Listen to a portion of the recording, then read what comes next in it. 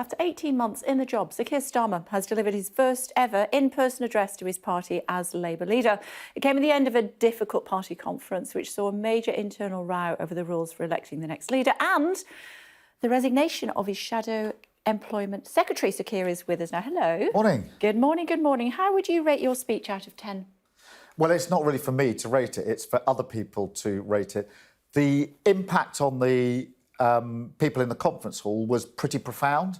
The speech was actually timed at just over an hour. It ended up lasting an hour and a half because there were so many standing ovations and so much applause. So Not just standing ovations, to be honest. There were a few hecklers as well. There were hecklers there, but, you know, this week we had massive changes to our party. We had rule changes, not the most interesting outward-facing thing, but hugely important. We shut the door on anti-Semitism, and Louise Ellman, one of our former MPs, who left because of anti-Semitism, felt able to come back. That was a very emotional moment for us as a party. I mean, I always said that I'd only feel we'd dealt or begun to deal with anti-Semitism when some of the people who'd left came back. So that was very important. We also changed the rules so the party can face the country. And it was my chance to explain what that change meant. Some people don't like that change, and therefore they shout out at a conference. But the vast majority of those in the conference hall were with me. And, you know, the distinction was you either shout slogans, which gets you nowhere, or you change lives by going into government. And I'm in the business of turning the Labour Party into a party that is capable of changing lives by going into government. Yeah, certainly as far as the hecklers was concerned, you've said your message was success, not unity. How are you do need unity, though, don't you, to move forward? You do need the party behind you. And people are slightly, I know it's always hard to get the detail. On Sunday, what happened was the party voted for the rule changes. So I put those rule changes forward. Many people said to me on Saturday and going into Sunday, both within the party and many of political commentators, are you sure? Is this the right time? Why are you doing this? It is always the right time to change your party for the better and to change to face the country. And that was a tough set of decisions. It took strong leadership. I think it would have been weak to have put that off. We made those decisions. Some people, when you change direction and change course and say winning an election and going into government is the central focus, will not be with you. But the party voted them through, and the vast majority of those in the conference hall yesterday were with me on this. And all Labour Party members and supporters should unite behind our intention to go into government. That's what the Labour Party was formed for, not being in opposition. I've got etched in my in my brain, my first year as an MP, just arrived, I voted 172 times and I lost 171. Losing votes in Parliament, then tweeting about it, is not changing the lives of working people in this country. And I didn't come in to Parliament just to tweet about votes that I'd lost. So, okay, what are you going to do about those people that you can't bring with you, though? You know, those that are questioning your parentage. Is the Labour Party, the modern Labour Party, not a place for them? Well, look, it's a broad church, and there is something. People die in Broadchurch. Well, look, it's a broad church, and there is something now to unite behind, which is the programme we're setting out. A credible programme for government. We had Rachel Reeves with fiscal rules on Monday, very serious fiscal rules. We set out proposals on housing, on employment, on education. We can unite around a programme that is credible and that will put us in a position to go into government. And I invite all members and all supporters to unite around that programme, because that's what we're for. Sir Keir, is my question. Is there no place for them in your party? Well, they'll have to make their own mind. But if you dissent, if you don't like affordable housing, which was what we unveiled on Friday, if you don't like employment rights from day one, including statutory sick pay, which was so desperately needed during the pandemic, if you don't like the idea that children should leave school ready for life, ready for work, then I don't really know what you're arguing against, because it seems to me that certainly working families up and down the country are desperate for these changes to be made. A decent education for your children that actually gets them ready for work and ready for life, a house you can afford, and a job that is near where you live, that is high-skilled and high-paid and got security. So if people can't come in behind that, then I honestly don't know what their dissent is about. So what should they do? Try a different party? Well, that's absolutely a matter for them. We have put forward a programme around which I think the vast majority of Labour Party members and supporters will unite.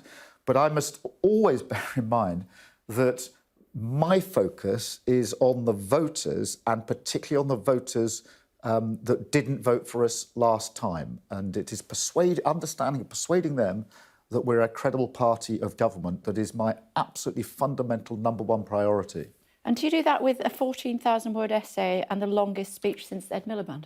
Well, look, that essay, that Fabian piece, started in this way. I spent the summer going to places where we lost votes. And I did 3 days. It took you ages. It took me ages. It was 3 days, and I didn't. What politicians normally do, as you'll know, is come in on the 2 o'clock train, go to see a business, point at a few things in a high-vis jacket, do a piece to camera, and get the 4 o'clock train home. I went for 3 days to places like Blackpool, Ipswich, and I spoke to people who don't vote Labour anymore. And that essay was on the train and the journeys, I started penning down what they were telling me. So, in a sense, it reflected that. But, does it allow people to take the mickey out of me for doing, 14,000-page essay? Of course it does. But why do it then? Well, it was very important for me to set out... I bet even your missus didn't read it. She has read it, actually. She's the judge of everything. She was one of them. She's the judge How many more people read it? Well, you say nobody read it, but the Fabians say that their website crashed because so many people were trying to download it. And the fact we're talking about it is a good thing. OK, and the speech, an hour and a half? Well, it was planned for an hour. The extra half an hour was because people were applauding and giving me standing ovations. That is a good thing. Heckling. And some heckling, yes. But if the only criticism of the speech it was that it was too long, then I'll take that and trim it for next time. OK, you'll take the criticism and move forward. You say Labour is back in business and you want a serious plan for government. Didn't you help write the 2019 manifesto? Well, look, You did, though, didn't you? Well, I was the Shadow Brexit Secretary, and therefore I was responsible for the section that dealt with Brexit, absolutely. And I've supported the Labour Party at every election. In 2019, I supported the Labour Party, 2017, 2015, 2010, because, like all Labour MPs and Labour members, we profoundly believe that a Labour government is better than any alternative. So, of course, I supported us in 2019 and every election since I joined the Labour Party when I was 16 years old. OK. Now, somebody reminded me of a rather unkind quote quite recently about politics being show business for ugly people. Do you have to be more show business to win?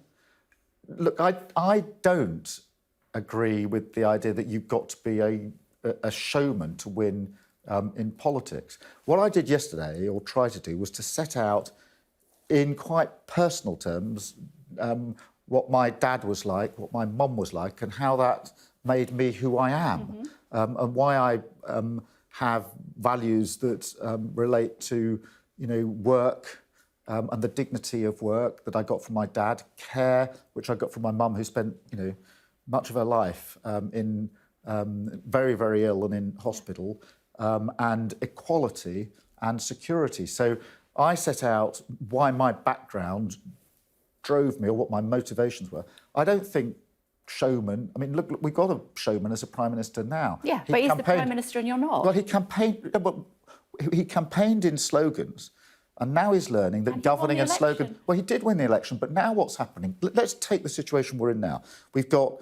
you go to any petrol station, there's either a massive long queue or no fuel. We've got an energy crisis. We've got food bills going up, energy bills going up. Next week, universal credit, 1,000 cuts, £1,000 a year is going to be taken away from the 6 million families who are struggling to make ends meet. We've got a cost of living crisis. We have got, people desperately worried about how they're going to get to work next week. Nurses, teachers worrying about whether they're going to have petrol in their car to get to where they need to be. We are in, lurching from crisis to crisis to crisis. Yes, you can campaign on slogans. You absolutely can't govern on slogans. Except he still is, and he's more popular than you are. Well, we lost badly in 2019. We had to get our own house in order. That's what we've done.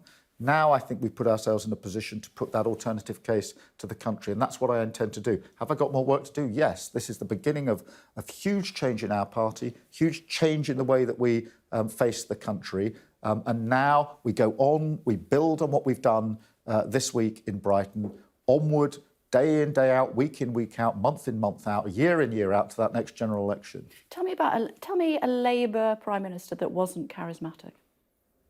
Oh, well, I don't think that's... there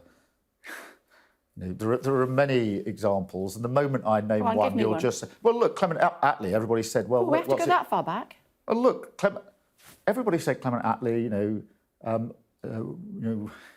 would he pass the Boris Johnson showman test? I don't think so.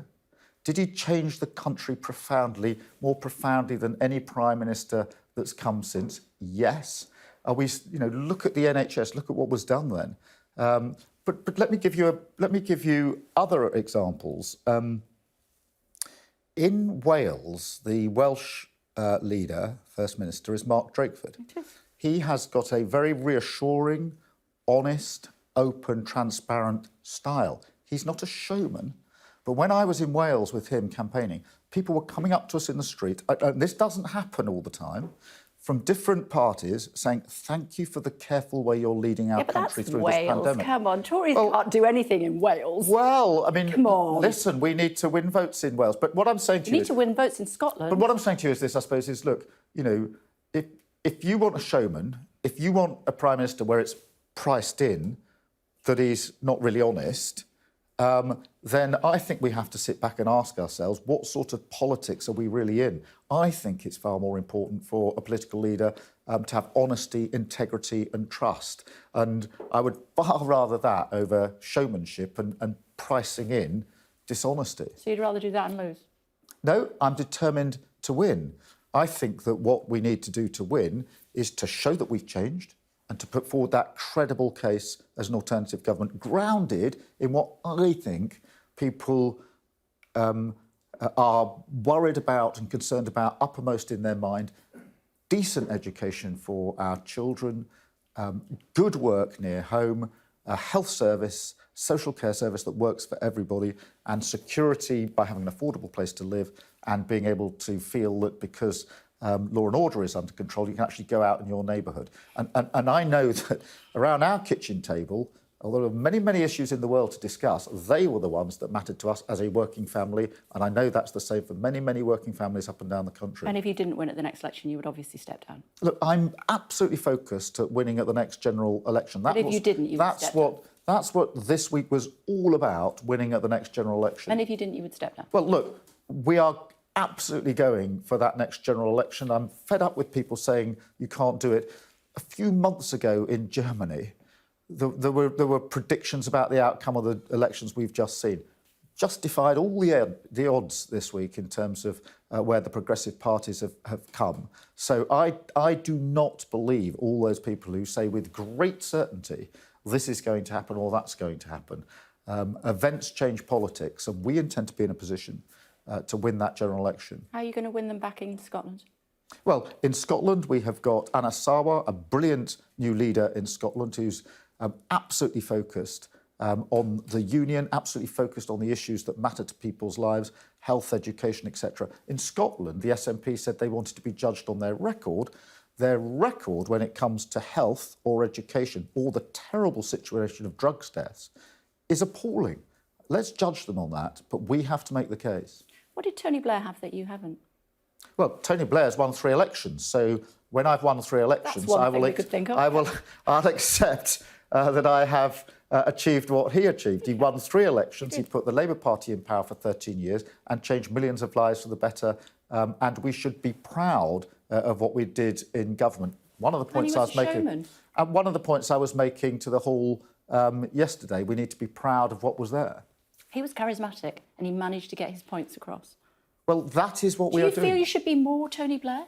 No, it's so interesting. Ever since I became Labour leader, people have been wanting to tattoo somebody else's name on my head. Are you this previous leader, that previous leader, the other previous leader? All leaders are different.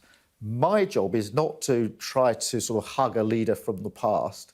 but actually to do the job that the leader of the Labour Party needs to do now, which is to get our party ready to go into that election in a position to win it and to win it. And so my job and the job of my team, and I say this to them all the time, is we need to own the next 2 or 3 years of our history and the history of our country, not spend our time discussing what the good, bad and indifferent of what may have happened in the past. We're almost out of time. Sarah Everard, former head of the CPS. How do the police try to rebuild the trust between young women particularly, given that a police officer took his handcuffs out, handcuffed her, put her in a car, drove her for 2 hours, raped and then murdered her with his police belt? It's